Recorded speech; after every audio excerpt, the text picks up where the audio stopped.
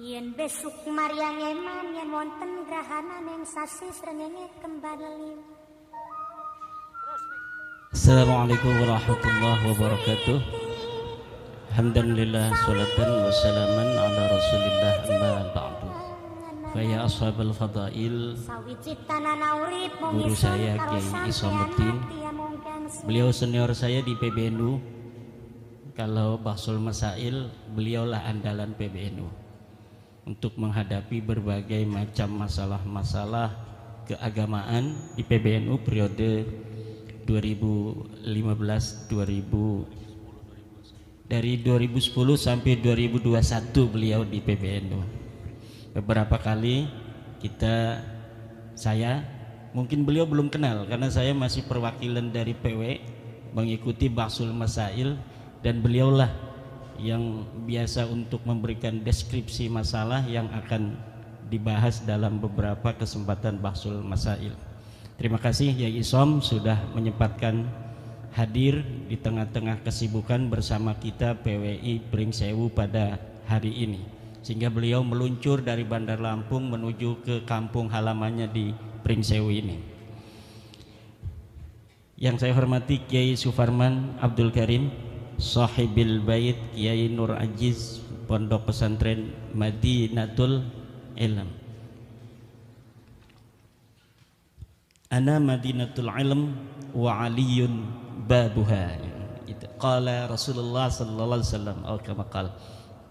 Yang saya hormati kesepuhan PWI Pringsewu, Yai Jumangin, dan seluruh para kesepuhan yang hadir, Ketua PWI Pringsewu Kiai Nasihuddin, dan para pengasuh pondok pesantren Sepringsewu yang pada hari ini hadir. Sebenarnya semuanya sudah tahu kesimpulan diskusi ilmiah JI, bahwa memang berdasarkan apa yang telah saya teliti, bapak-bapak juga mungkin sudah banyak yang membaca buku yang sudah saya terbitkan, baik tentang kronik ilmiah perjalanan saya di dalam bagaimana selama 2 tahun lebih membahas tentang batalnya nasab balawi, kemudian berbagai macam buku-buku yang spesial, misalnya buku khusus tentang mengungkap manuskrip-manuskrip palsu yang diberikan oleh Rabita Alwiyah, dalam hal ini via Rumel Abbas. Itu juga ada semuanya, semua apa yang telah mereka atribusikan sebagai manuskrip-manuskrip di abad ke-6, 7 itu ternyata semuanya palsu, dan kiai-kiai bisa untuk melihatnya di buku mengungkap manuskrip-manuskrip palsu Ba'alwi versi Rumel Abbas. Kemudian juga buku yang terakhir yang kemarin, sekarang ini orang-orang lagi mencari buku itu, yaitu buku yang saya beri judul Ulama Nusantara Menggugat Nasab Palsu. Itu dalam beberapa bulan saja itu sudah hampir 1000, padahal harganya mahal ya. Harganya itu diterbitkan oleh penerbit teman saya itu, karena saya itu kan nggak biasa untuk menulis kemudian ingin dijual gitu, enggak. Pokoknya saya menulis, saya taruh di PDF, saya sebarkan agar bisa dibaca. Siapa aja yang mau mencetak silahkan, kan begitu. Akhirnya dicetak oleh teman saya, harganya 200.000, tetapi punya Rabita Alwiyah yang tebalnya hampir sama, harganya itu sampai 40.000 diturunin, nggak laku-laku. Tapi yang punya saya 200.000, bahkan sekarang dinaikin 210.000, saya lihat di Shopee itu malah makin dicari orang.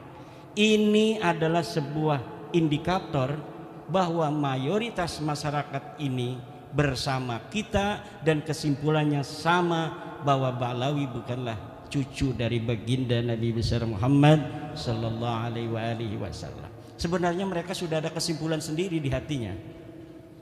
Jadi tesis saya ini dijadikan sebagai bumper aja. Ini ada padahal mereka udah dari dulu mungkin nggak percaya nih cucu Nabi tukang mintain duit begini. nggak percaya cucu Nabi ada yang nyolong motor orang, nggak percaya ada cucu Nabi. Semalam itu ada yang cerita di kampung apa di sana, semalam acara dia marawis, bawa anaknya perempuan, mohon ke kiai itu ke kamar mandi, ternyata nyolong duit di kamarnya kiai itu. Ini anaknya yang marawis ini, Habib itu.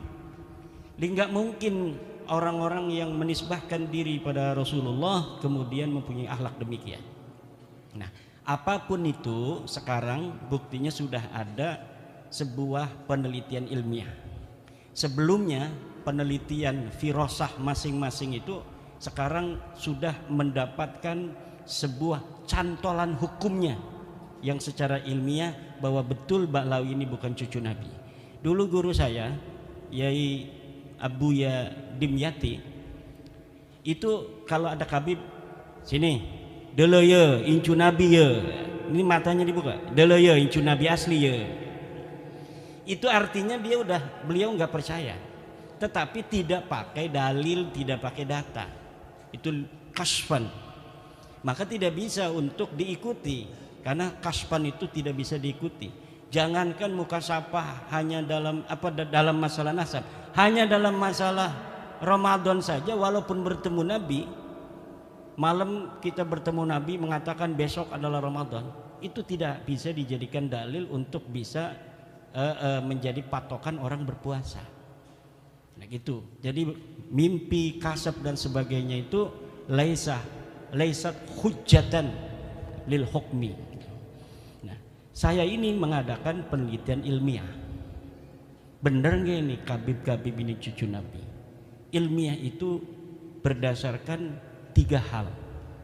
Pertama adalah dia harus bersifat logis. Kedua harus empiris. Ketiga harus pragmatis. Logis artinya masuk akal. Yang empiris artinya berbasis fakta dan data. Pragmatis artinya penelitian ini harus ada kepentingan umat yang diperjuangkan, harus ada manfaatnya. Nah, Ba'lawi mengaku cucu Nabi dengan segala akhlak yang mereka pertontonkan, pendawiran wama syabaha yang terjadi di berbagai macam lapisan masyarakat, bukan hanya di kiai, di pejabat, di pengusaha, termasuk yang paling empuk itu kiai, karena kiai itu husnudonya tinggi karena manhajnya manhaj ketum. Kalau yang manhaj ketum gampang ditipu, makanya jangan mau kalau dalam nasab ini pakai manhaj ketum. Ama ketum kita manhaj organisasi ikut beliau, tapi manhaj Ba'lawi jangan ikut ketum, karena kita bisa dijajah. Karena Ba'lawi itu hanya mau mengambil manfaat, mendawir, menekan, itu hanya kepada mereka yang masih husnudon.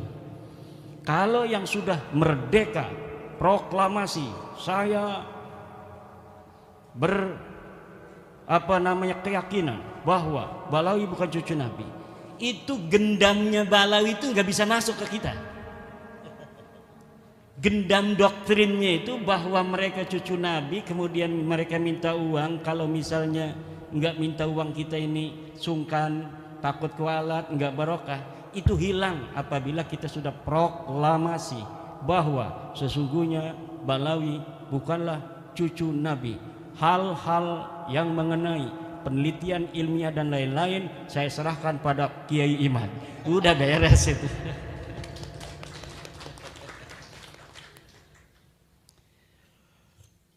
Coba logis apa tidak orang yang mengaku cucu Nabi ini secara data di abad ke-9 Hijriah, 895 Hijriah, mengaku keturunan Nabi, kemudian mengurut nama-nama.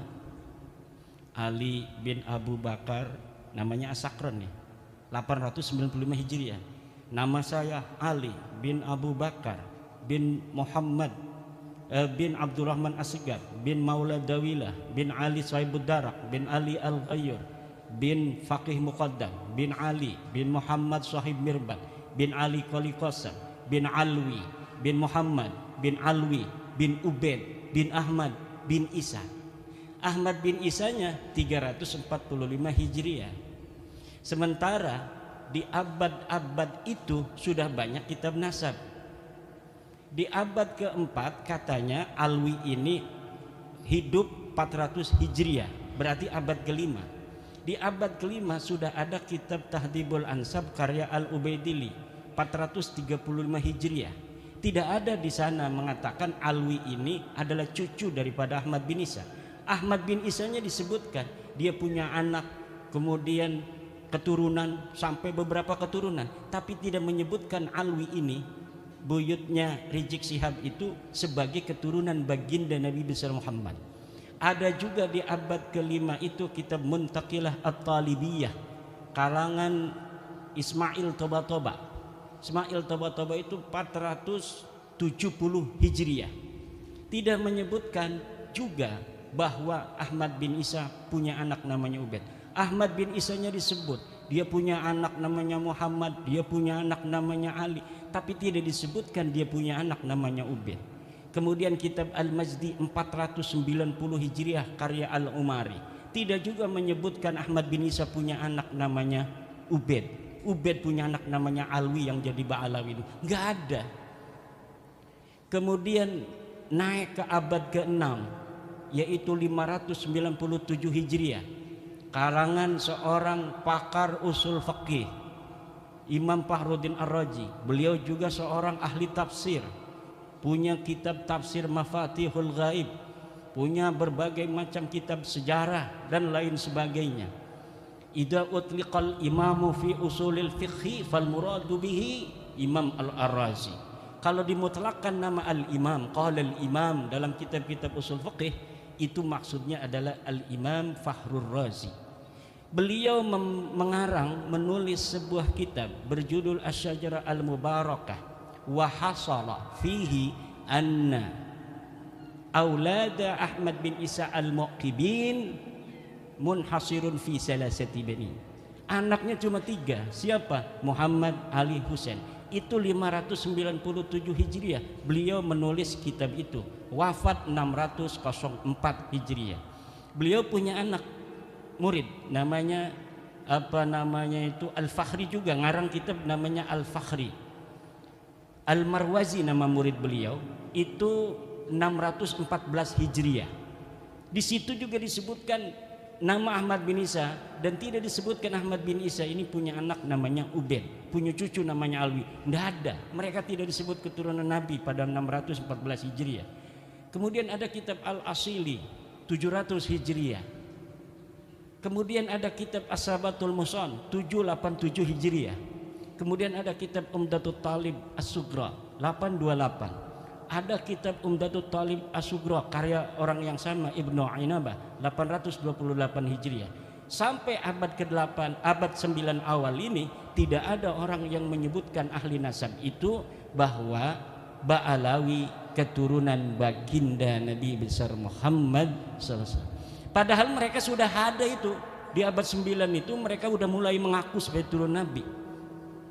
Ali bin Abu Bakar As-Sakran ini sudah mengaku keturunan Nabi di abad 9. Tapi orang-orang Yamannya saja itu tidak ada yang mencatat mereka sebagai keturunan Nabi di abad 9 itu.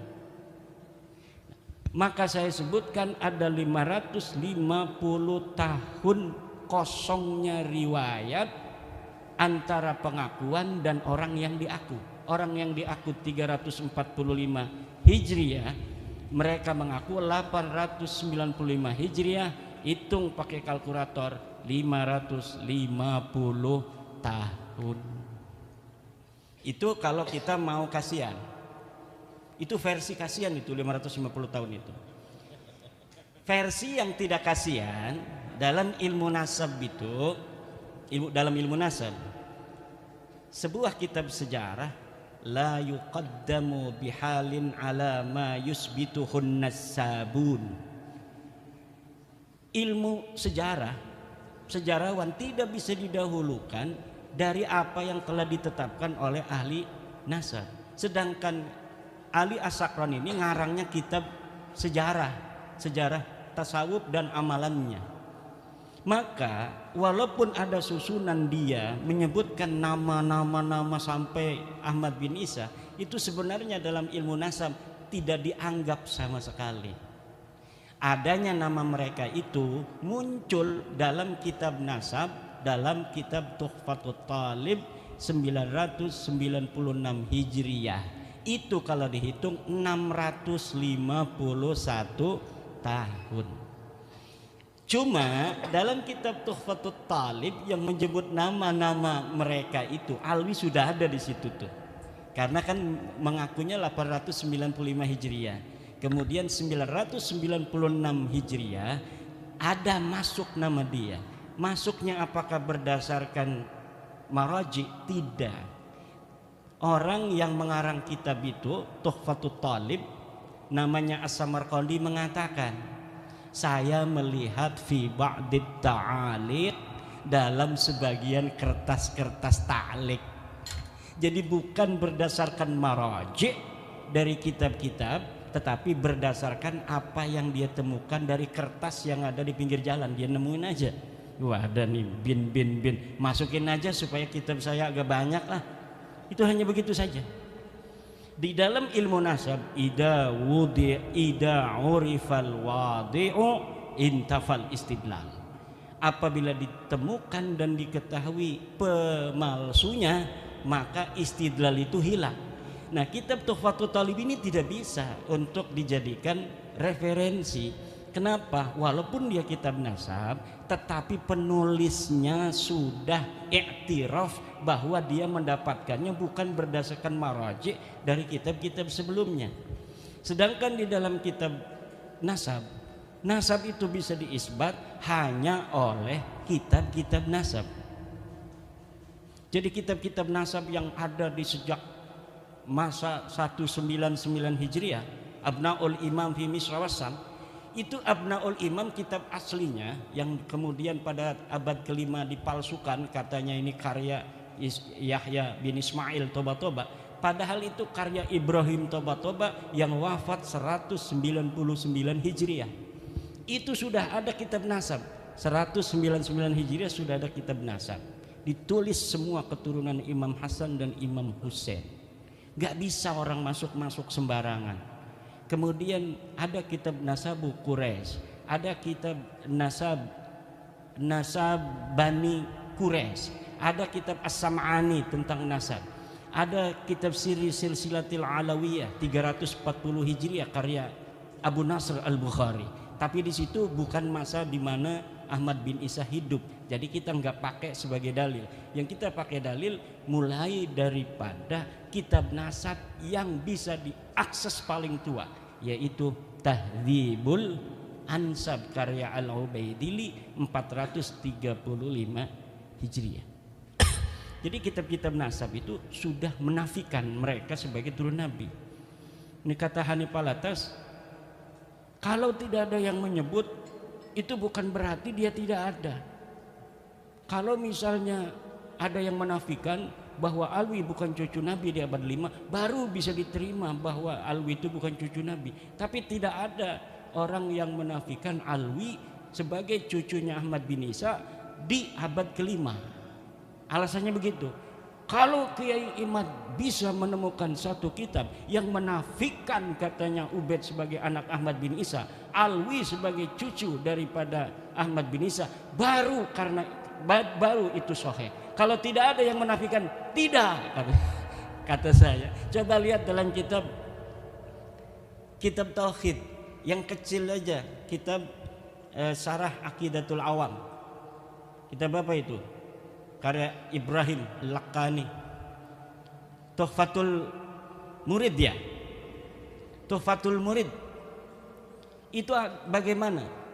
Sesuatu yang sah untuk dinafikan adalah sesuatu yang subut.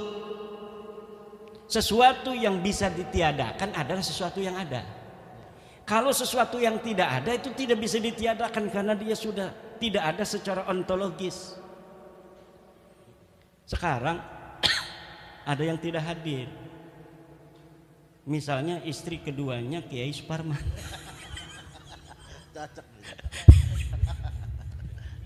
Istrinya ada, makanya saya candain.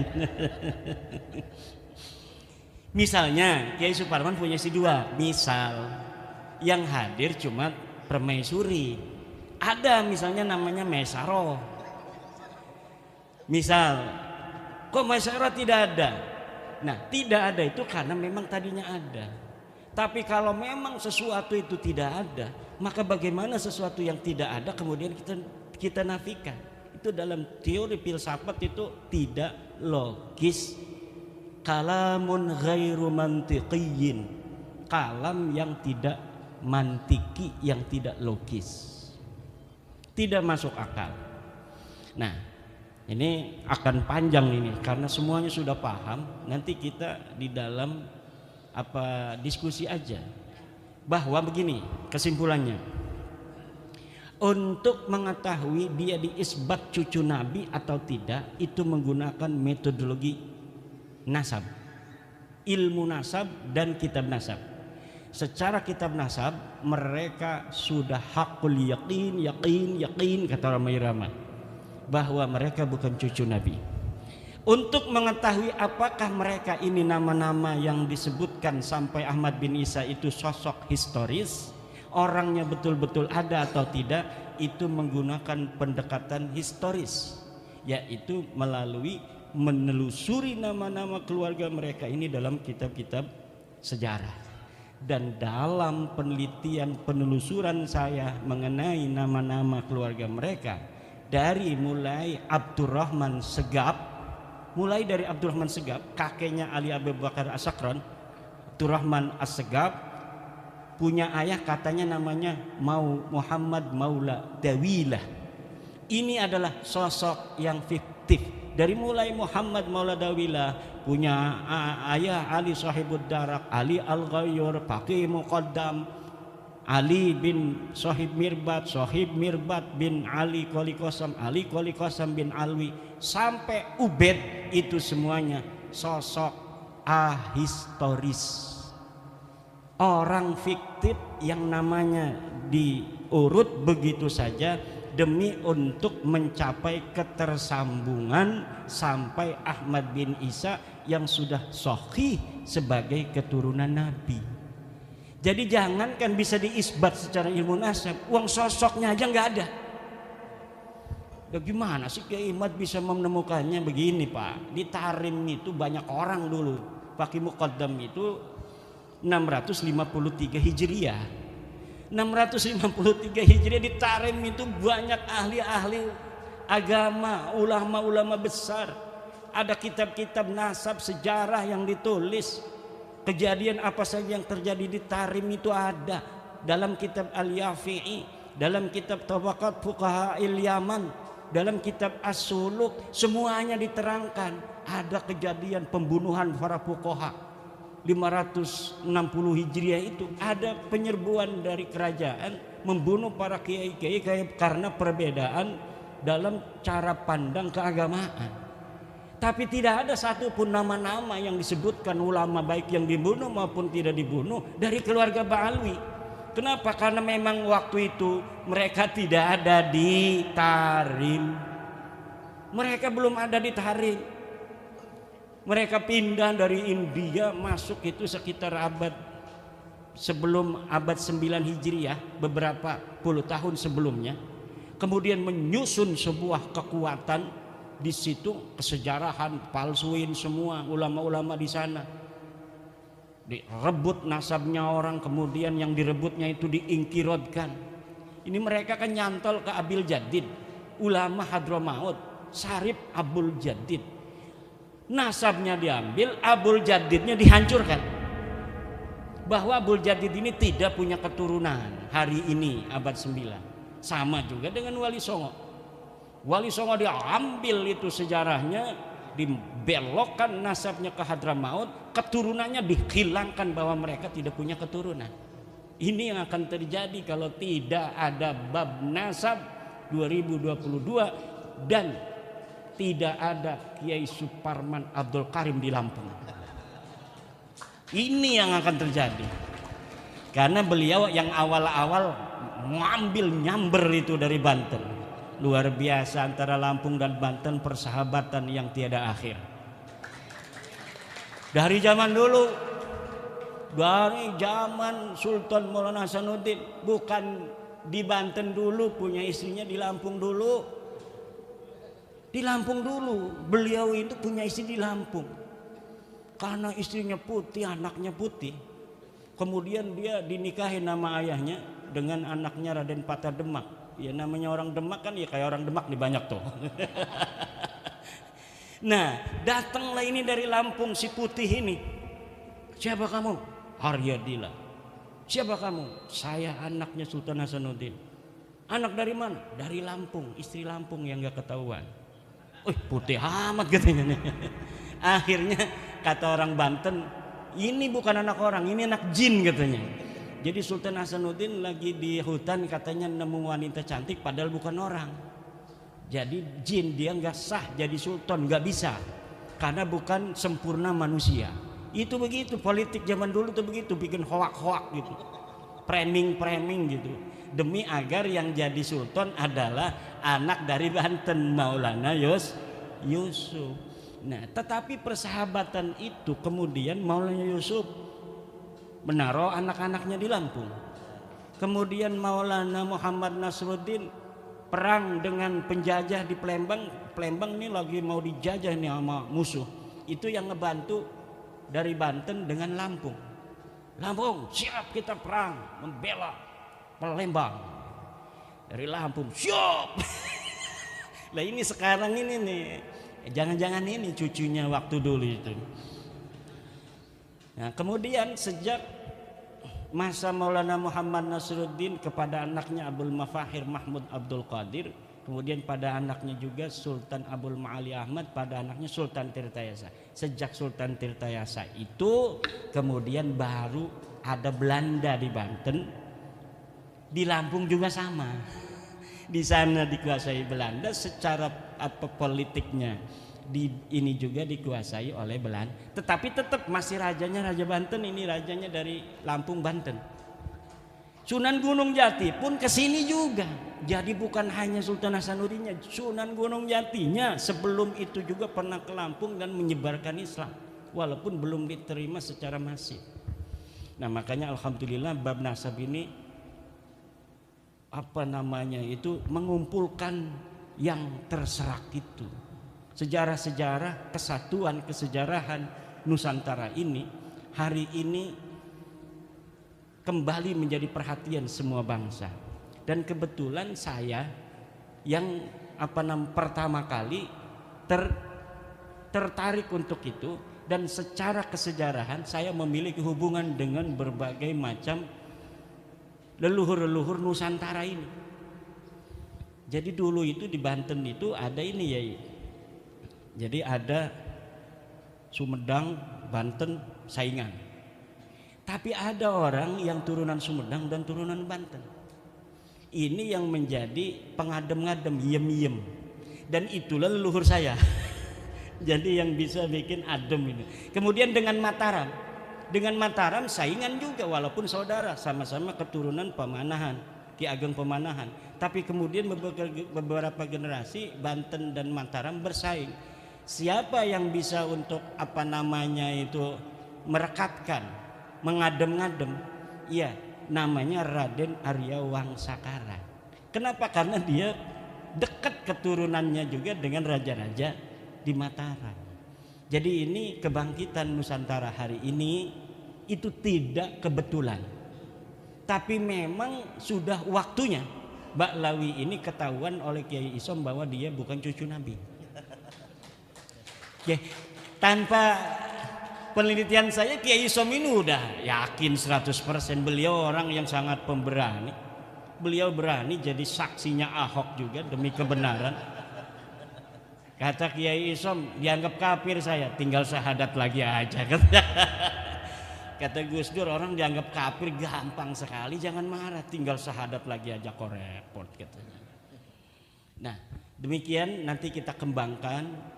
Nah satu lagi itu dari nasab, sejarah fiktif kan, orangnya nggak ada. Jangan hadarat pada orang-orang yang tidak ada. nanti ngeliang-liang ininya nih. Fatihah kita kemana-mana nggak diterima langit, nggak terima bumi. Ila hadrati faqih muqaddam. Jangan hadaratin dulu, buktikan dulu ada apa tidak itu orang. Nggak ada. Orang sibuk ngomong faqih muqaddam kafir. Ditanya sama Gus Aziz Jazuli, Kiai gimana faqih muqaddam, setuju nggak kalau dia kafir? Kata saya nggak setuju. Kenapa Yai? Karena memang orang kafir itu harus punya taklif, mukallaf, syahsun, harus ada jongotnya ini. Sementara faqih muqaddam itu laisa syahsan tarikhiyan, bukan manusia historis, tidak ada di masa lalu, namanya hanya ditulis saja, kemudian sejarahnya satu persatu dirangkai, diglorifikasi pada ratusan tahun setelahnya. Semakin lama semakin besar itu glorifikasinya, seakan-akan kemudian diyakini lebih dari orang-orang historis. Padahal orang ini sama sekali tidak ada. Tetapi kenapa hari ini orang kalau hadarat faqih muqaddam kerasa masuknya? Itu perasaan-perasaan input informasi yang selama ini menjejal di dalam itu alam bawah sadar. Karena manusia itu bahkan mengalahkan Syekh Abdul Qadir Jilani. Karena manusia itu Pak, apa yang dia simpulkan adalah apa yang masuk daripada informasi-informasi yang tersedia. Walaupun dia kadang-kadang memahami bahwa informasi itu palsu, daripada tidak ada informasi, maka informasi itulah yang akan dia jadikan patokan untuk menjawab berbagai macam pertanyaan yang ada dalam dirinya. Untuk apa? Menenteramkan jiwa saja. Menenteramkan jiwa. Nah sekarang sudah tidak boleh lagi. Karena apa? Adzannul bayyinu khata'u itu la ibrah. La ibrata bidzannil bayyini khata'uhu. Tidak boleh dihitung, tidak masuk reken dzon yang sudah jelas salahnya. Jadi madhab ketum itu berbahaya untuk tradisi pendawiran. Ini orang yang masih mempunyai dzonnya ini sudah nyata salahnya, itu secara sosial akan melanggengkan tradisi pendawiran. Maka khusus dalam babu Ba'lawi jangan ikut madhabnya Gus Yahya. Bahaya untuk diri kita ini. Nanti kita akan bisa untuk didawir. Jadi kalau instruksi organisasi ikut siap, dalam kombes siap, dalam ini politik siap, dasar nanti dulu. Bahaya dalam pendawiran saya nanti. Nah, ada fotonya Gus Yahya di rumah. Ada kiai yang gak punya foto Gus Yahya, ada foto saya. Maka yang akan selamat dari kejelekan Ba'lawi yang ada foto saya. Yang ada foto Gus Yahya akan langsung ini husnudon ini. Fotonya juga ini orang husnudon.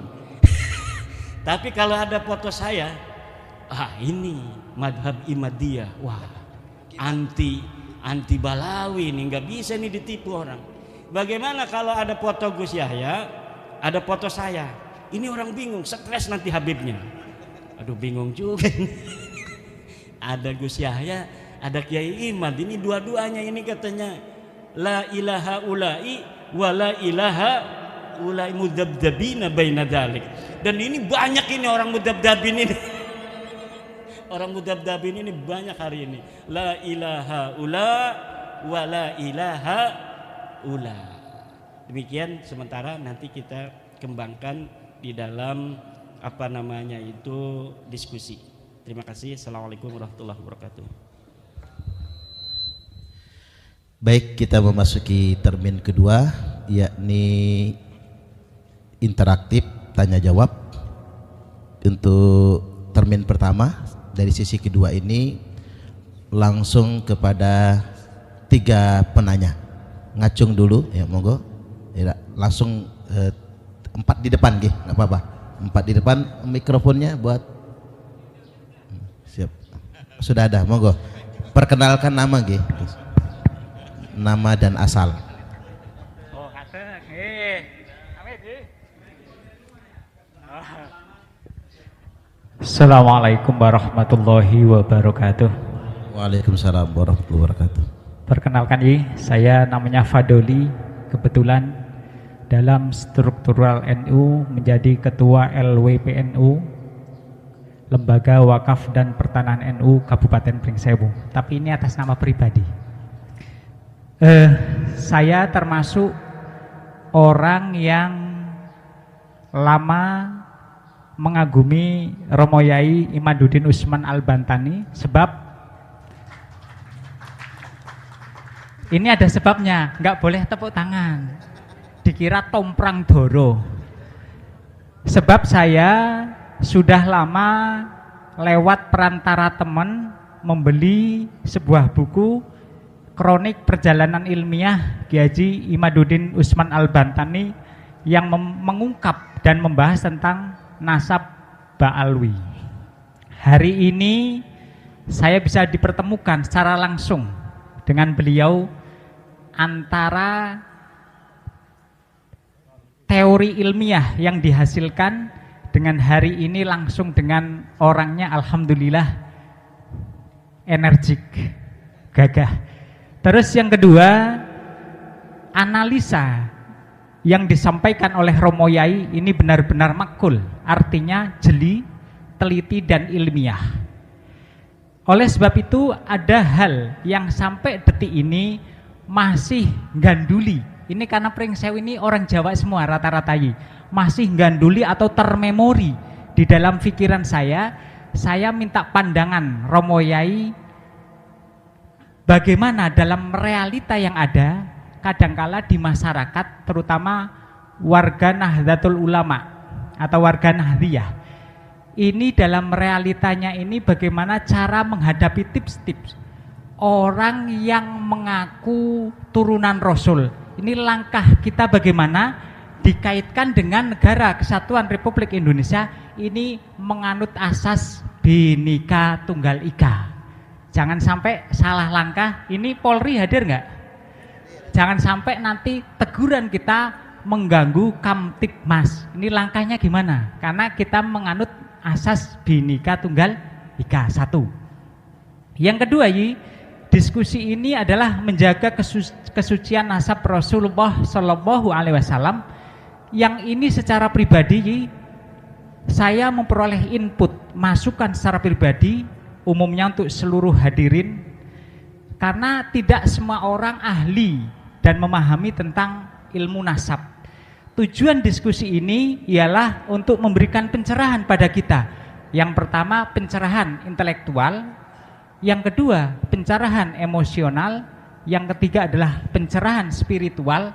Harapannya supaya kita mampu membedakan asinnya garam dan asinnya upil.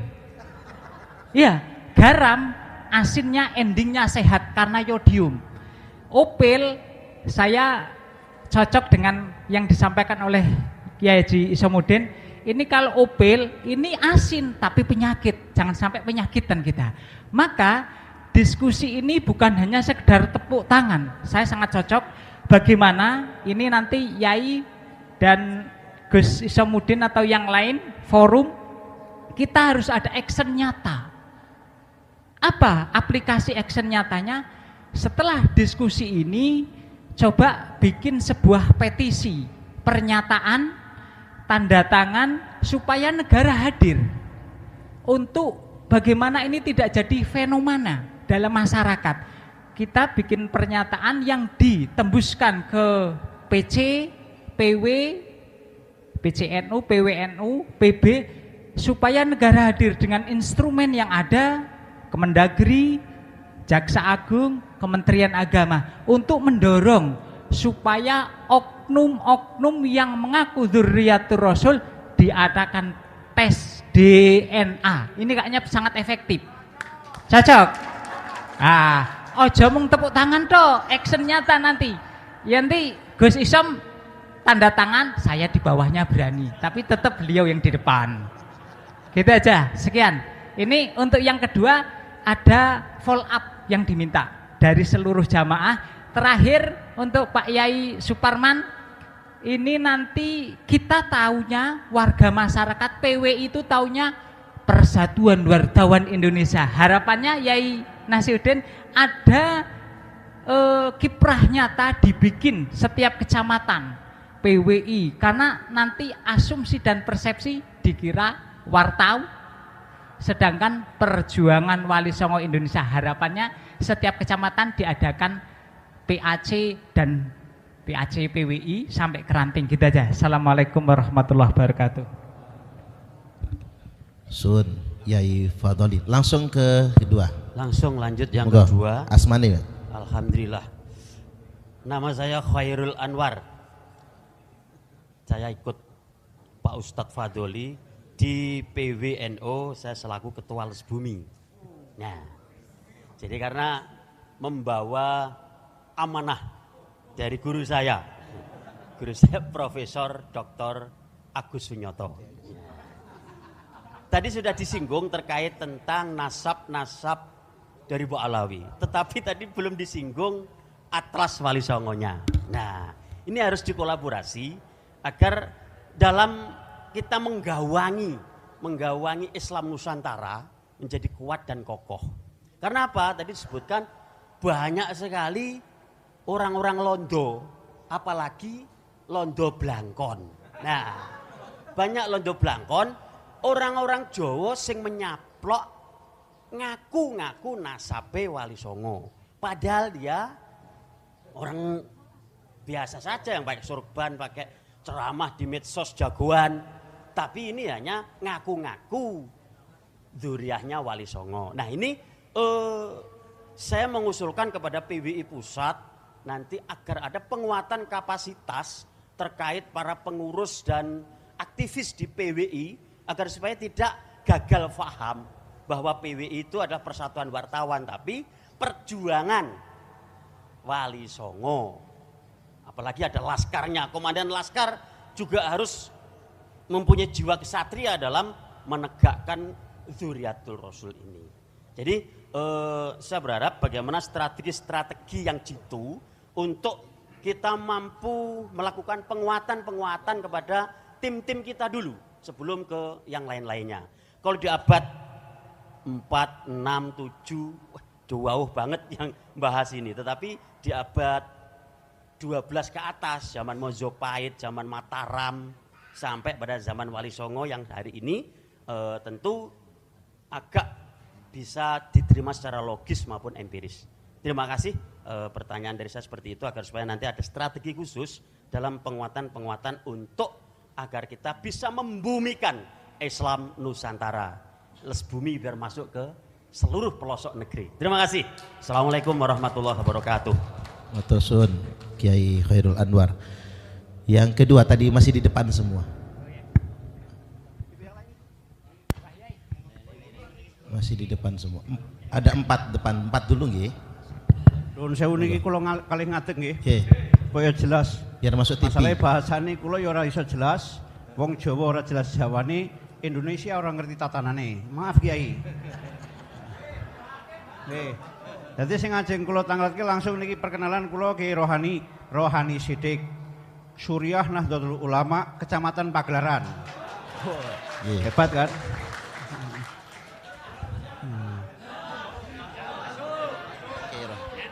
Langsung mawon Kiai. Niki masalah berkaitan kalih waktu. Niki mangke kula rampung tanglet men diparingi jawaban kula nyuwun pamit kula wangsul. Mboten. Kula niku cara pamere kula duwe jamaah sing lakoni jamaah 40 hari. Mulai dari Ruah tanggal 20 sampai nanti tanggal 1 Idul Fitri. Tuh. Ya. Pokoknya dengan segala hormat yang perlu saya tanyakan, bagaimana kita sebagai santri menyikapi orang-orang tua kita, guru-guru kita yang selalu menggaungkan kata-kata husnudzon. Kalau masalah nasabnya saya percayakan, udah percaya 100.000% sama Pak Imadudin. Saya nggak mau ulang-ulang. Dan sebagian yang mau saya tanyakan udah ditanyakan sama teman-teman tadi. Yang belum kayaknya ini. Bagaimana caranya kita menyikapi guru-guru kita, teman-teman kita, masyayikh kita yang selalu mengedepankan husnudzon. Sementara keadaan nyata udah terjadi berbagai pembelokan sejarah, termasuk Jatman di dalamnya, betul? Tuh. Ini elek-elek begini badal torekoh qadiriyah naksabandiyah. Makanya kalau suruh Fatihah kepada siapa itu Fakih Mukodam, saya nolak pertama kali, saya nggak mau. Karena itu kalau menurut saya Fakih Mukodam itu mungkin yang masuk kategori anak ajaib, betul Kiai? Saya nggak ikut-ikutan itu. Ya, yang penting saya tanyakan itu Kiai, bagaimana? Karena kebanyakan kiai-kiai, santri-santri seperti saya itu masih taklim pada gurunya, takut kalau lawan gurunya nanti su'ul khotimah, ilmunya nggak bermanfaat. Udah itu saja. Yang lain sudah diwakili teman-teman. Assalamualaikum warahmatullahi wabarakatuh. Assalamualaikum warahmatullahi wabarakatuh. Sun Yai Rohani. Yang terakhir keempat, monggo. Assalamualaikum warahmatullahi wabarakatuh. Waalaikumsalam warahmatullahi wabarakatuh. Nama saya Muhammad Khalil dari Ngadiluih. Jadi perbatasan Pringsewu bagian utara. Yang pertama, saya dengan rasa senang banget karena satu alma mater dari Pelamunan ada yang maju sebagai mujaddid menandai 100 abad NU. Alhamdulillah, semoga selalu dijaga dan mendapat pertolongan dari Allah Subhanahu wa taala. Yang kedua, Yai, yang saya tanyakan, bagaimana saya ini murid atau santri dari Thariqah Sadziliyah. Sementara mursyid sekarang sudah jelas banget melakukan pemalsuan makam dan banyak menyimpangkan sejarah. Apakah masih saya teruskan untuk thariqah saya ini? Sekian saja. Assalamualaikum warahmatullahi wabarakatuh. Waalaikumsalam warahmatullahi wabarakatuh. Satu lagi Yai. Lagi. Tadi ketinggalan satu lagi. Bagaimana respon pemerintah kita selama ini setelah ada viralnya makam dipalsukan, tokoh-tokoh dipalsukan, udah seberapa jauh pemerintah kita merespon atau mungkin bertindak? Itu saja. Oke. Monggo matur nuwun. Baik, saya ingatkan sedikit. Pertama dari Kiai Fadoli, bagaimana cara menghadapi orang-orang yang ngaku keturunan Nabi Sallallahu Alaihi Wasallam agar tidak terjadi konflik dan tetap terjaganya Kamtibmas. Jadi jangan sampai terjadi konflik. Yang kedua, apa aksi nyata konkret follow up dari diskusi kita hari ini? Bisakah ada dorongan yang sifatnya nyata kepada pihak-pihak terkait untuk mendorong adanya setidak-tidaknya kewajiban tes DNA terhadap orang yang ngaku-ngaku anak cucu Nabi. Adapun tentang PWI, karena baru 1 tahun lebih dikit, maka memang belum tersosialisasikan. Hanya saja saya perlu ingatkan kepada segenap kader-kader PWI, karena perjuangan Wali Songo Indonesia itu 90% lebihnya adalah kader Nahdiyin. Jadi walaupun bukan Banom NU dan memang bukan Banom, karena kalau Banom harus koheren dengan PBNU, ini kan kita nggak bisa koheren soalnya. Nah, jadi kok heran. Jadi kok heran. Jadi PWI niki akan terus tersosialisasikan dan mohon jangan mudah emosi, jangan gegeran. Kalau PWI ini mirip FPI, Laskar Sabilillahnya mirip FPI, pemerintah males nanti bekerja sama-sama PWI Laskar Sabilillah. Baik, yang berikutnya pertanyaan yang kedua dari Pak Kiai Khairul Anwar tentang Atlas Walid Songo. Memang ini karena kita PWI, kedepannya kita tidak hanya membahas nasab Ba'alwi, tapi juga mengkonkretkan sejarah dan trah Wali Songo. Jangan sampai tadi banyak yang ngaku-ngaku Dzurriyyat Wali Songo tapi tak terverifikasi. Banyak betul sekarang. Apa bedanya kita sama Ba'alwi? Ba'alwi ngaku-ngaku, nah kita ngaku-ngaku juga gitu ya. Jangan sampai. Yang ketiga dari Kiai Rohani, bagaimana santri menyikapi kiainya yang masih husnudzon. Nah, ini perlu jawaban. Yang jawaban ini tidak membuat santri merasa berdosa. Maksudnya, bagaimana respon pemerintah terhadap pemalsuan makam, sejarah dan lain sebagainya? Dan yang terakhir dari Kiai Muhammad Khalil, bagaimana apakah thariqah beliau masih bisa dilanjutkan karena mursyidnya ini bukan hanya memalsukan makam, tapi mursyidnya juga belum pernah berbaiat. Jadi mursyid Saziliyah yang beliau berbaiat itu beliau pun belum pernah berbaiat. Monggo Kiai silakan. Untuk Kiai Fadli, kata Syekh Imam Ibnu Hajar, yambaghi likulli ahadin ayyakuna lahu khiratun fi hadan nasabi syarif hatta la yantasiba ilai ahadun illa bihaqqin. Wajib bagi kita untuk memiliki sebuah kepedulian, kecemburuan terhadap nasabnya baginda Nabi Muhammad sallallahu alaihi wasallam, sehingga tidak bernisbah kepada Nabi seseorang kecuali dengan benar. Ada orang yang mengaku turunan Nabi, bagaimana sikap kita? Jangan langsung hormatin. Bahkan ada yang haram untuk kita menerimanya, sama dengan kedudukannya dengan hadis palsu. Hadis itu tidak boleh seorang khotib di dalam mimbar Jumat membawa hadis palsu kecuali dengan menjelaskan kepalsuannya. Begitu pula dengan nasab palsu. Kita tidak boleh mengatakan Habib ini duriat Nabi, kata orang, tidak boleh. Tapi Habib ini duriat Nabi tapi palsu, begitu. Harus menyebutkan kepalsuannya itu. Begitu kita meneliti apa nasab-nasab yang mengaku kepada Nabi, apa hukumnya? Sama dengan meneliti orang-orang peneliti tentang hadis Nabi. Imam Bukhari, kenapa Imam Bukhari itu meneliti hadis Nabi? Karena hadis Nabi banyak yang memalsukan. Ada kepentingan madhab, ada kepentingan daerah, ada kan hadis-hadis tentang fadilah Syam. Nah, orang-orang Najd pengen juga ada hadisnya, bikin hadis palsu.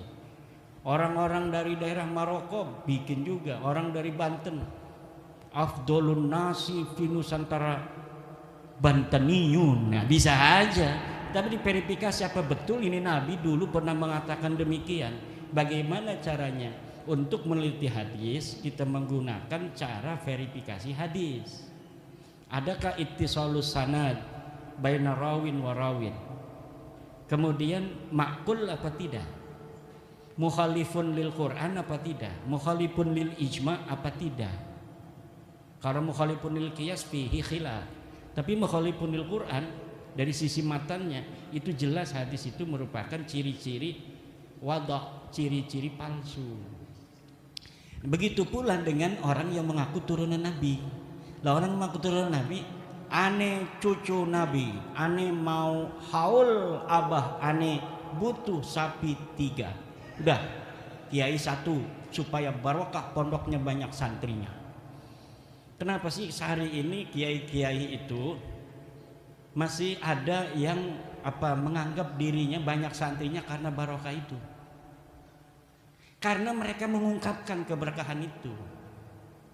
Jadi ketika masuk ke dalam pikirannya kiai itu, yang sering ngomongin keberkahan itu adalah para kabib-kabib yang dawir ini. Jangan-jangan memang saya berkahnya dari dia.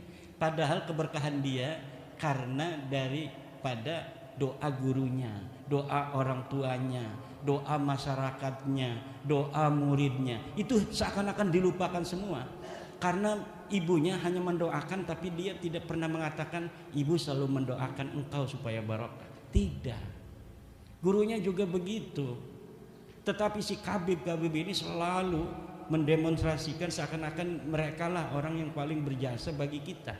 Dan itu bukan hanya untuk level pondok pesantren, bahkan level Indonesia. Level hari proklamasi. Katanya itu berkah daripada Habib Alwi Kuitang, namanya Habib Ali bin Abdurrahman Kuitang. Bahkan diusulkan 2018 sebagai calon pahlawan nasional. Kemarin sudah terbukti dari KTLF dari Belanda bahwa dia adalah antek Belanda. Dapatnya pun lebih hebat daripada Utsman bin Yahya. Kalau Utsman bin Yahya dapatnya penangnya itu cuma 1, Habib Ali bin Abdurrahman Kuitang dapatnya 2, dan ini bisa dikonfirmasi di Leiden Library yang ada di internet. Masuk bapak-bapak, kiai-kiai ke perpustakaan Leiden yang ada di internet, kemudian klik digital collection, tulis Ali bin Abdurrahman Al-Habsyi Kuitang, muncul itu fotonya dengan 2 bintang penghargaan dari Ratu Belanda. Itu 2018 mereka ingin sudah bahwa dari mereka ada yang jadi pahlawan nasional.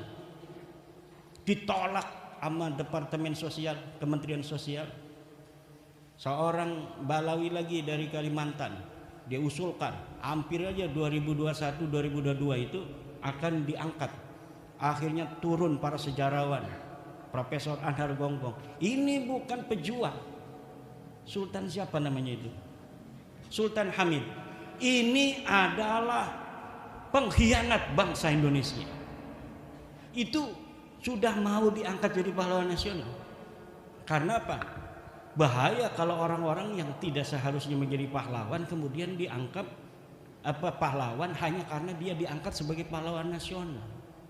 Ini adalah untuk sedikit demi sedikit mereka merampas daripada kesejarahan kita. Orang-orang yang dulu tidak pernah berjuang bahkan berada di dalam barisan Belanda kok hari ini pengen menjadi pahlawan. Pengkhianat masa lalu hari ini hanya dengan cerita palsu dan kualat modalnya kemudian akan menguasai daripada kesejarahan kita. Ini yang terjadi, Kiai Fadli. Jadi aneh cucu Nabi, mana susunan silsilahnya? Oh ini pakai muqaddam fiktif. Mana tes DNA-nya? G India itu mah gitu orang kasus. Mana sejarahnya? Kitab-kitab sejarahnya? Husnudzon aja, nggak mau. Begitu, itu harus tegas kita. Kemudian untuk Kiai Les Bumi. Emang Les Bumi ini ketuanya sekarang ini Kiai Jadul Maula itu adalah ketua lembaga Banom NU yang berani ngundang saya di pondoknya di Kaliopak.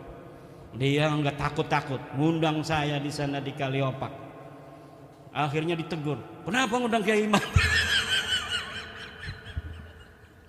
Kiai, waduh saya ditegur ini. Biarin aja kata saya, masa anak buahnya Kiai Agus Sunyoto takut.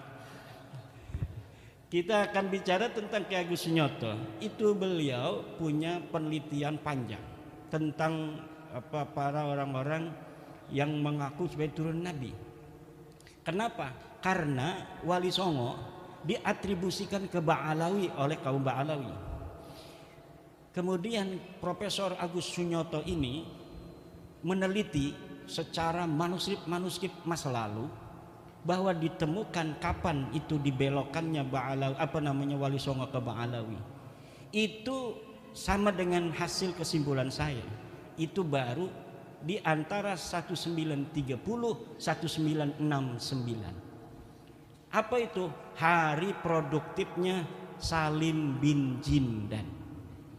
Karena semua narasi dan proposisi bahwa Wali Songo adalah Ba'lawi, termasuk manuskrip tentang Syekh Khalil Bangkalan. Saya pernah ke Bangkalan bertemu dengan cucunya yang punya manuskrip, katanya ke Ba'lawi, Sunan Gunung Jati, Sunan Ampel, Sunan Giri, dari naskahnya Mbah Khalil Bangkalan. Kata saya, ini siapa yang nulis? Apakah Mbah Khalilnya? Bukan, ini seorang Habib namanya Salim bin Jindan. Itu sebelum bab nasab. Rumel itu katanya punya manuskrip arba'innya Syarif Abil Jadid. Itu pun ditulis oleh Salim bin Jindan 1930 1969. Mana kalau berani Rumel bawa sini itu manuskrip. Manuskripnya kan sudah ada itu di blog santri itu punya PBNU dulu. bukan di blog, di web Desantri apa namanya itu, bahwa Salim bin Jindan punya sebuah kitab hadis yang dipoto oleh wartawan dari PBNU, kemudian ditaruh di internet, kita bisa akses sampai sekarang. Saya bandingkan dari sisi penelitian teks dan tekstualitas, bahwa tulisannya itu sama dengan tulisan Salim bin Jindan, manuskrip yang dibawa oleh Rumel di Rabita Alawiyah ketika debatan itu. Saya screenshot, saya bandingkan, identik bahwa ini adalah tulisan Salim bin Jindan. Siapa Salim bin Jindan? Salim bin Jindan telah diteliti oleh para pakar-pakar dari Ba'lawi sendiri. Aiman Al-Habsi, Muhammad Al-Habsi menyimpulkan bahwa Salim bin Jindan orang yang mempunyai penyakit melankolia, yaitu orang yang selalu membayangkan sesuatu terjadi dari ruang hampa, kemudian dia yakini sebagai sebuah kebenaran, kemudian dia catat. Jadi karena ada yang mengatakan di abad 9, yaitu Ali Asakron, bahwa Syarif Abdul Jadid yang seorang muhaddis ini adalah sepupu daripada leluhur mereka, maka mereka kemudian membuat sebuah kitab yang riwayat sanad hadisnya itu seakan-akan misalnya Alwi menerima sanad dari Syarif Abdul Jadid, padahal Alwi ini tokoh fiktif.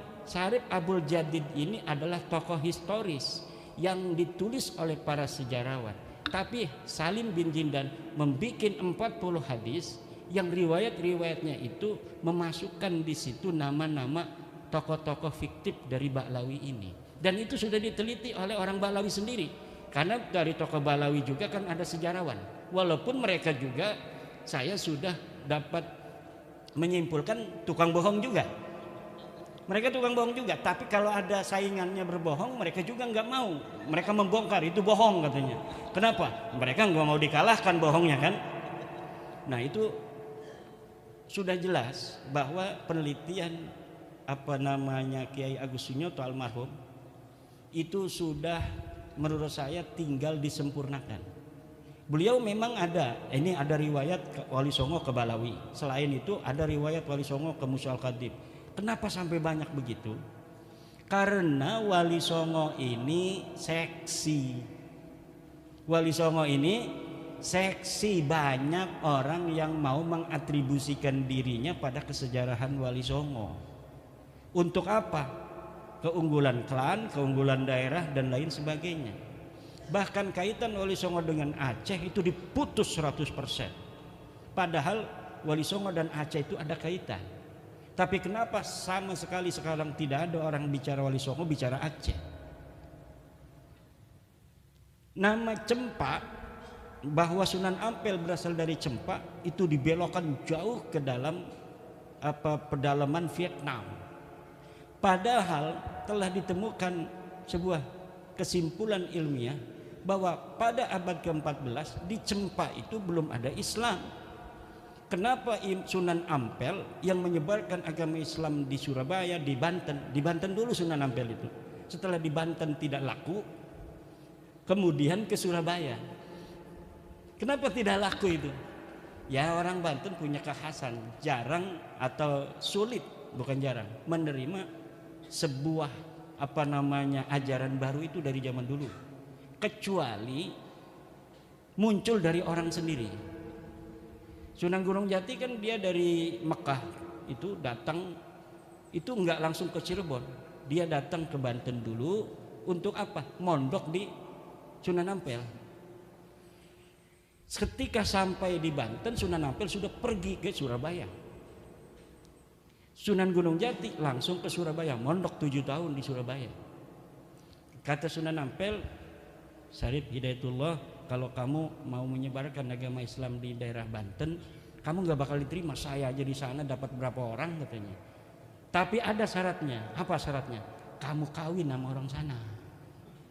Nanti kamu jangan mengharapkan kamu akan diterima. Tapi nanti anakmu akan diterima. Karena anakmu dianggap oleh mereka sebagai bagian diri mereka sendiri. Kalau masih mantu belum. Kalau anak nanti diterima bahwa ini ponakan saya. Kalau sama kamu dianggapnya masih orang luar. Akhirnya Sunan Gunung Jati datang ke Banten mengawini Nyai Ratu kaum Anten. Punya anak Maulana Hasanuddin, baru diterima tanpa peperangan. Kenapa? Karena yang ngomong sudah orang sendiri. Nah, Sunan Ampel, Sunan Giri, itu manuskripnya Les Bumi banyak bertebaran hari ini.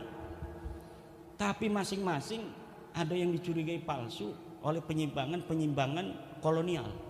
Jadi manuskrip kolonial itu seakan-akan dipersiapkan oleh penjajah agar kesejarahan Wali Songo 100 tahun sebelum diciptakannya manuskrip itu hilang.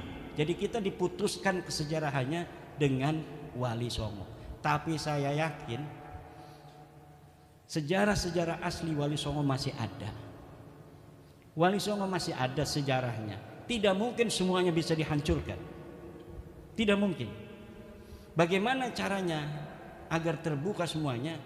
Apa yang telah diawali oleh Profesor Agus Sunyoto itu kita lanjutkan lagi. Les Buminya jangan takut.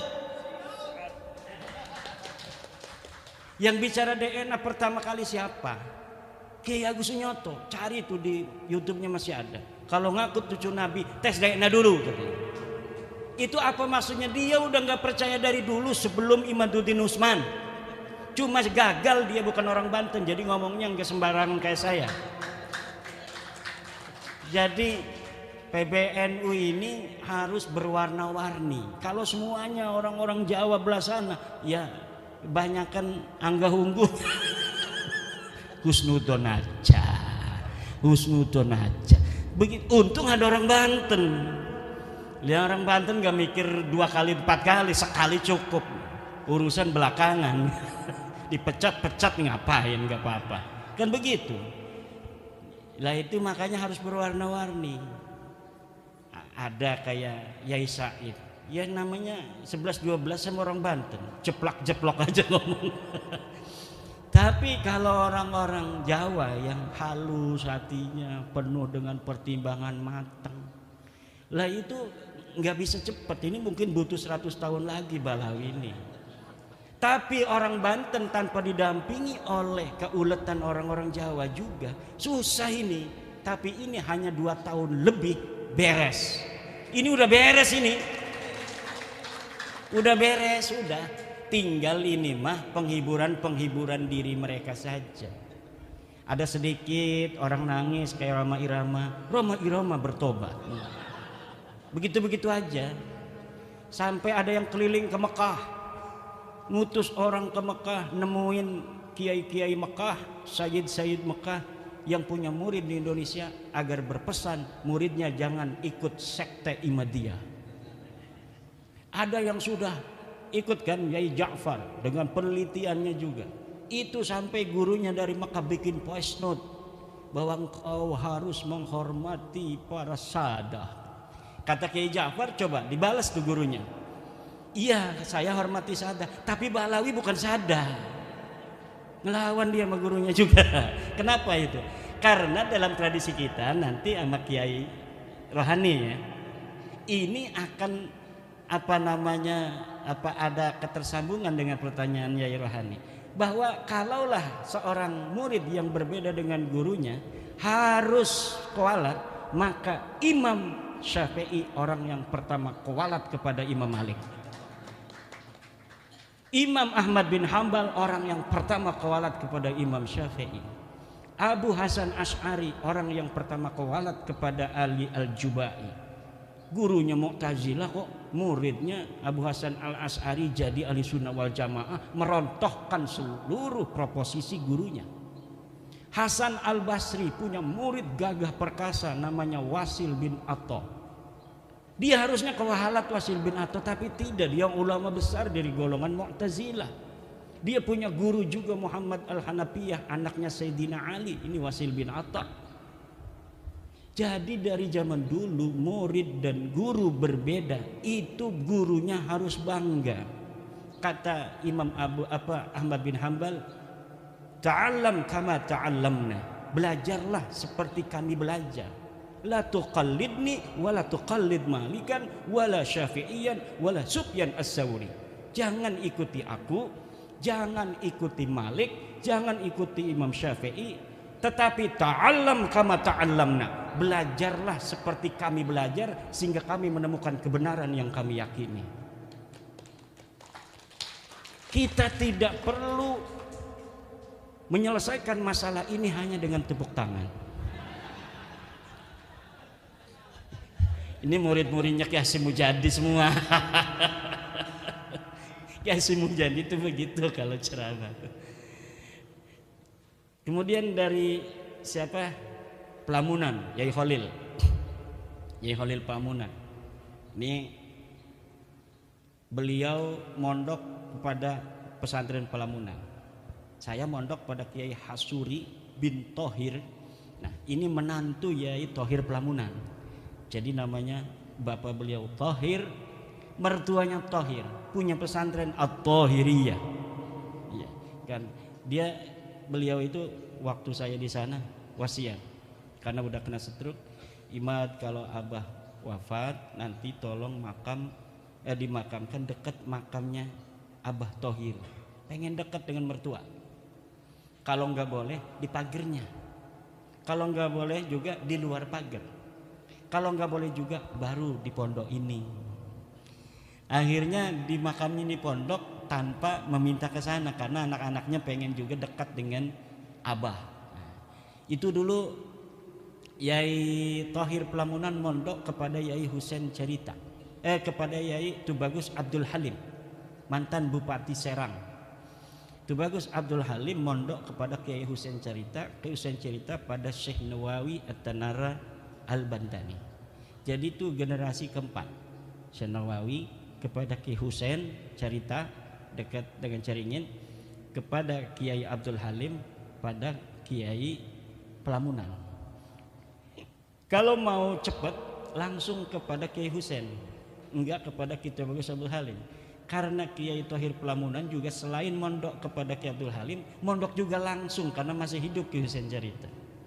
Begitu pula saya mondok kepada Kiai Tubagus Hasuri Thohir, mondok kepada Kiai Tubagus Hasuri, mondok kepada Kiai Thohir Pelamunan. Setelah dari Kiai Thohir Pelamunan, mondok juga kepada Kiai Abdul Halim itu karena masih hidup juga.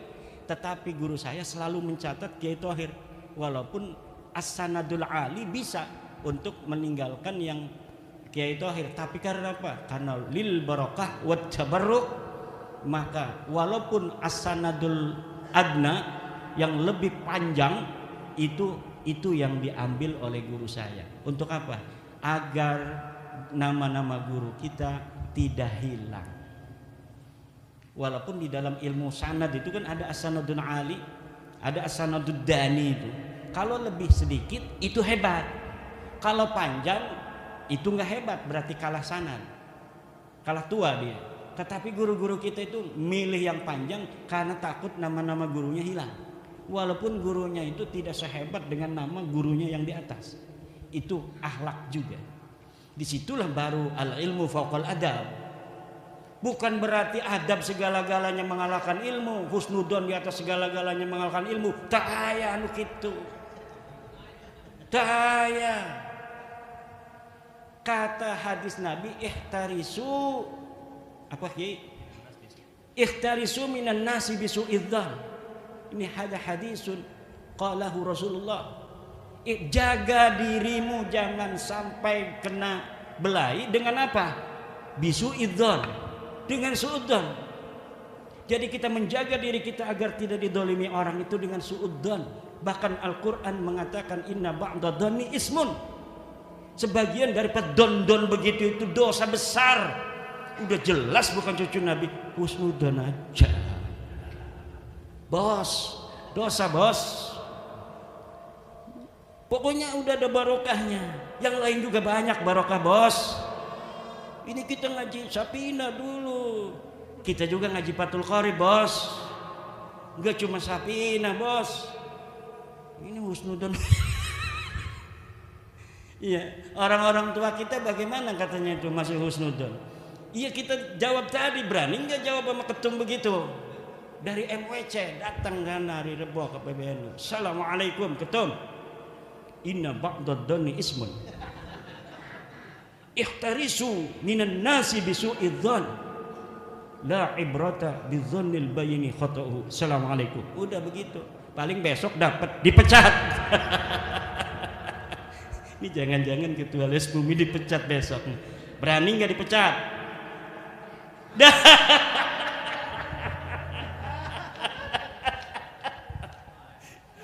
Enggak, kita ini bercanda aja. Kenapa? Karena kita tahu sebenarnya beliau-beliau itu sama dengan kita. Sama dengan kita. Mereka juga sayang kepada masyarakat Nahdlatul Ulama. Tetapi ada pikiran-pikiran orang tua kita yang pikirannya lebih bijaksana daripada kita. Understand? Tadi tuh Kiai Fadoli itu terkaitnya. Jadi ada sesuatu yang besar yang masih dipikirkan. Kalau yakinnya udah yakin mereka itu seyakin-yakinnya Balawi bukan cucu Nabi. Ngomong husnudon itu berarti enggak percaya. Mangqala bi husnudoni huwa fi yakinin annahum laisu min dzurriyyatin nabi. Orang yang ngomong kalau ditanya husnudon aja, itu berarti enggak percaya. Understand? Jangan yes. Ini udah di chat itu ketua Les Bumi itu. Nah, bagaimana sanad thariqat Sadiliyah? Masih diterusin enggak? Batal apa? Batal itu. Udah. Gimana bayat baru? Udah nyari bayat baru tuh.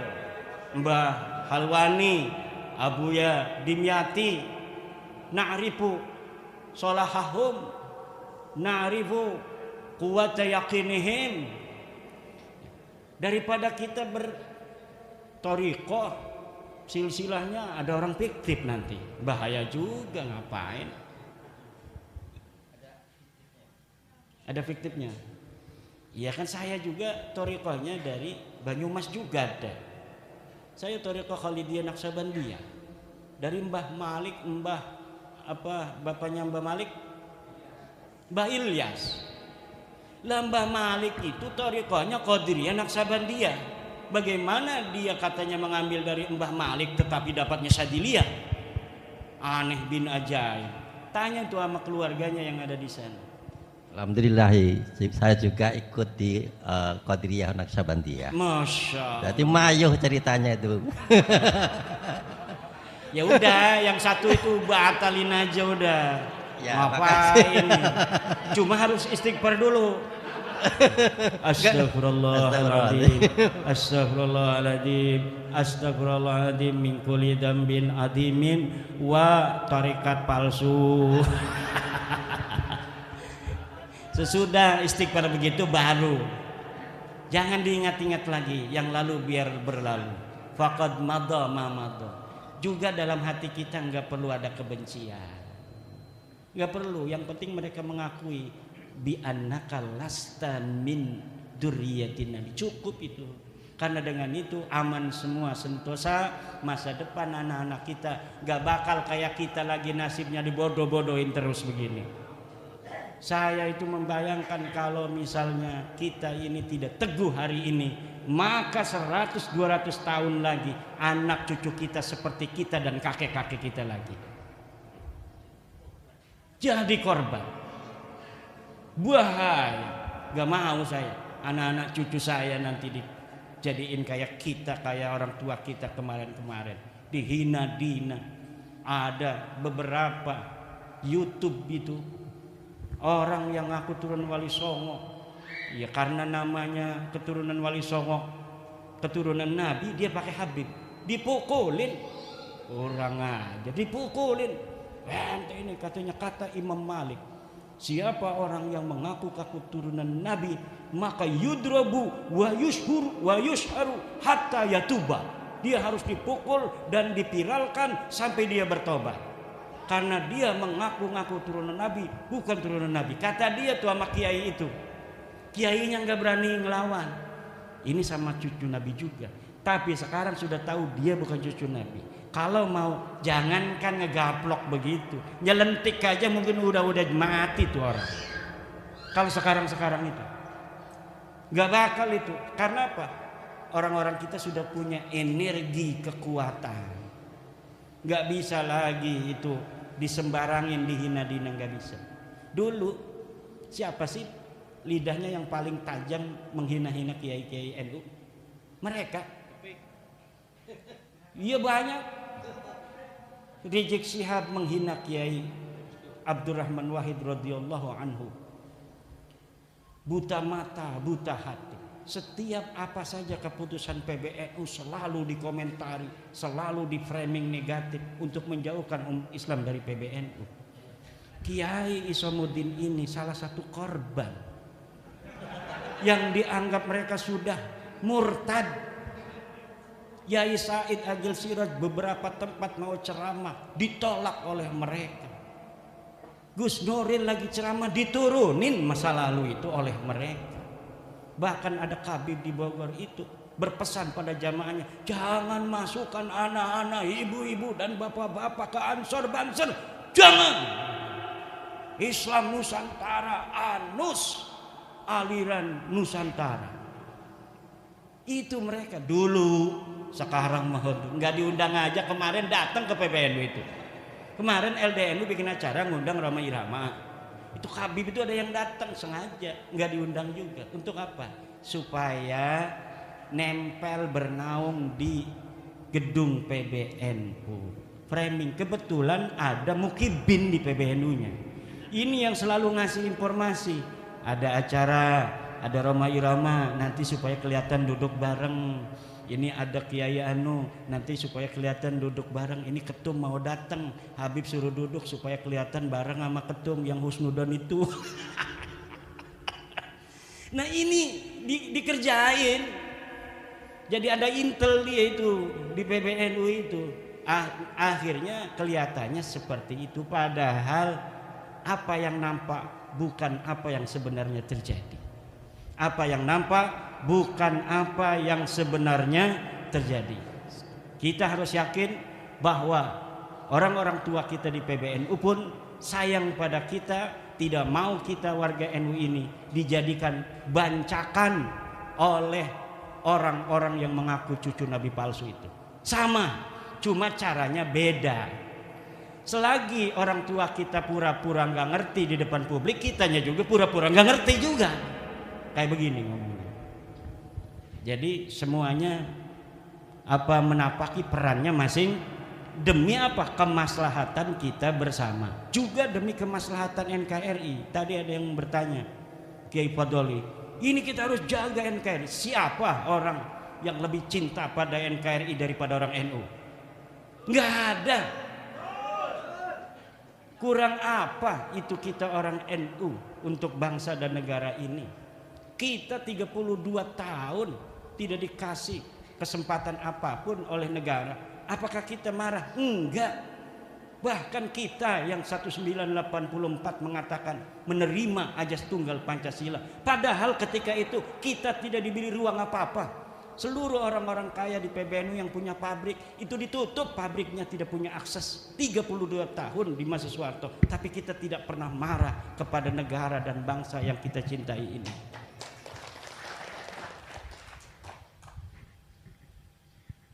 Semua peran-peran sosial, peran ekonomi, semuanya dihapus oleh negara pada saat itu kepada kita PBNU. Kita nggak pernah marah, bahkan kita menguatkan negara. Karena apa? Negara ini adalah sebagai sebuah wasilah kita untuk menjaga kedamaian bangsa, menjaga kedamaian umat Islam yang ada di atas negara ini. Jadi bukan hanya kekuasaan cara berpolitiknya NU, tapi bukan hanya politik kekuasaan, tapi politik kebangsaan. Apa artinya politik kebangsaan? Kita melahirkan pikiran-pikiran politik bagaimana bangsa Indonesia ini bisa aman, tentram, bisa makan, bisa minum, hak-haknya tidak bisa diambil orang. Coba kalau nggak ada polisi, orang punya motor bisa diambil. Coba lihat itu, kalau misalnya ada mobil bawa semangka jatuh.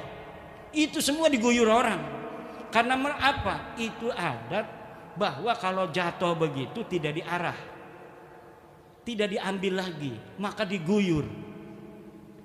Kalau misalnya di Indonesia ini setiap komunitas tidak ada itu pemerintah, orang naruh motor ambil, ada orang bawa istri diambil, nggak ada polisi, nggak ada hukum kok. Maka negara ini adalah sebagai wasilah. Ad-daulatu wasilatun la ghayatun. Negara adalah wasilah bukan tujuan. Maka bentuk dari sebuah negara sebenarnya bagi Nahdlatul Ulama tidak penting, tetapi fungsi-fungsi li salahid dunya wad din itu harus ada. Dan NKRI ini adalah saat ini yang terbaik bagi kita, bahwa NKRI telah mampu untuk memerankan dua tujuan utama daripada dibentuknya negara, yaitu li salahiddin wad dunya, untuk kepentingan agama dan dunia. Apa kepentingan agamanya? Kita begini aja nih lagi diskusi PWI, pondok-pondok pesantren Sepring Sewu, negara hadir. Kata siapa negara nggak hadir? Hadir negara itu, lihat di belakang bapak-bapak polisi kita. Dikasih rokok enggak sama panitia, suruh duduk begitu lama. Ini negara berarti sudah hadir. Negara hadir untuk kepentingan bersama, bukan hanya kepentingan yang hadir hari ini, tapi untuk kepentingan semuanya. Cara berpikir kita harus cara berpikir the founding father bangsa kita dan the founding father daripada Nahdlatul Ulama. Nah, kalau pemimpin negara kita mempunyai kesetiaan, itu kondisional. Tapi kecintaan dan kesetiaan kita pada negara ini bersifat final. Kalau kepada pimpinan negaranya kondisional. Kalau sesuai dengan kepentingan Nahdlatul Ulama, kepentingan bangsa secara umum, kita dukung. Kalau tidak sesuai dengan kepentingan bangsa secara umum dan lebih khusus kepentingan kita sebagai Nahdlatul Ulama, ya kita tidak dukung. Tetapi kita tidak mendukung hal-hal yang menjadi kebijakan yang tidak sesuai dengan kepentingan Nahdlatul Ulama, tidak menjadi sebab kita memusuhi negara. Tidak bisa. Orang yang hari ini berbeda politik misalnya dengan pemerintah, kemudian dengan itu dia ingin menunjukkan bahwa kalau tidak kerjasama politik dengan aku, kamu akan menjadi chaos. Kemudian dia tega membuat chaos ini bangsa dan negara, maka dia sama sekali tidaklah berjalan di atas jalan daripada the founding father Nahdlatul Ulama. Karena kalau kita berjalan di atas the founding father Nahdlatul Ulama, yang menjadi titik sentral fokus kita adalah bangsa. Bangsa ini bisa aman tentram, bisa makan, bisa minum dengan aman, bisa ngaji, bisa ibadah karena ada negara. Maka menjaga keamanan negara juga wajib. Sekarang lagi demo. Ini konstitusional demo. Tetapi kita juga harus paham apa yang telah diputuskan oleh pemimpin-pemimpin kita juga tujuannya untuk kepentingan kita. Yang paling berbahaya adalah kalau anak-anak kita masih sudah disusupi, kemudian pemimpin kita disusupi untuk bertindak anarkis terhadap anak-anak kita, atau anak-anak kita disusupi untuk bertindak anarkis untuk mengacaukan bangsa dan negara.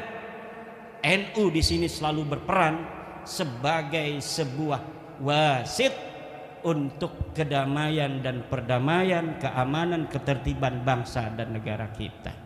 Termasuk bab nasab itu pun cara berpikirnya sama, Kiai Fudoli. Kita yang harus paham. Ini udah selesai, Mbak Lawi bukan cucu Nabi. Rhoma Irama kan sampai nangis. Kenapa Rhoma Irama nangis itu? Karena dia terharu pada Habib yang ada di sebelahnya itu baik sekali. Rhoma mau ini ngambil tisu, diambilin. Ini Bang Haji gitu. Jangan batalin lagi ya dalam hatinya. Itu Roma terharu, ini baik banget ini Habib. Padahal saya batalin dia. Tapi kok baik banget dia. Nggak kayak Rizik Syihab. Rizik Syihab itu ketika dibatalin marah-marah sama Roma. Ada orang tua Bangka, penyanyi dangdut. Dia mengaku-ngaku ulama, batalin nasab orang. Nah Roma Irama itu orang Banten bos. Kalau ditantang-tantang begitu makin nyingkin. Makin nyingkin orang Banten dia. Itu cucu daripada Sultan Tirtayasa dari ibunya. Nggak paham itu Rizik Syihab sama Bahar. Orang begitu malah ditantang-tantangin, makin menjadi dia. Makin menjadi. Tapi ini si Kabib yang hadir di PBNU nggak diundang itu, dia paham. Ini Bang Haji, di Roma terharu, nasab udah gua batalin, lu ngambilin tisu gua. Terharu karena salah satu ciri daripada orang Banten mudah terharu. Mudah terharu. Ngobrol begini nih. Kalau lagi ngobrol seneng ketawa-ketawa. Tiba-tiba ngomongin kakek yang udah mati waktu dulu pernah dikasih benting misalnya. Itu nangis. Kalau lebaran nggak ada salah apa-apa, kita rangkul-rangkulan dia sambil nangis dulu tuh 2 menit 1 menit mah itu.